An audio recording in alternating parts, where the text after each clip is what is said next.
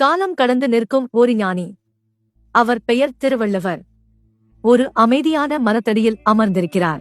அவர் மனம் சிந்தனையில் ஆழ்ந்திருக்கிறது. உலகிற்கு ஒரு பெரும் பொக்கிஷத்தை அளிக்க அவர் தயாராகிறார். அந்த அமைதியில் ஒரு பெரும் உண்மை பிறக்கிறது. மனித வாழ்வியல் ஆதாரத்தை உணர்த்தும் வார்த்தைகள் அவை. அவர் வாய் திறந்து பேசுகிறார். உலகிற்கு முதல் திருக்குறளை உரைக்கிறார். அகர முதல எழுத்தெல்லாம் ஆதி பகவன் முதற்றே உலகையும். இதுவே அவர் உரைத்த முதல் குறள். தமிழ் எழுத்துக்களுக்கு அகரம் எப்படி முதலோ அதுபோல உலகிற்கு ஆதிபகவனே முதல் என்கிறார். இந்த குறள் நமக்கு என்ன சொல்கிறது?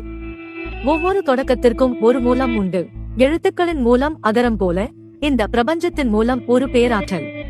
அதை உணர்ந்து வாழ்வதே சிறப்பு. மாணவர்களே, உங்கள் கல்விக்கும் ஒரு தொடக்கம் உண்டு.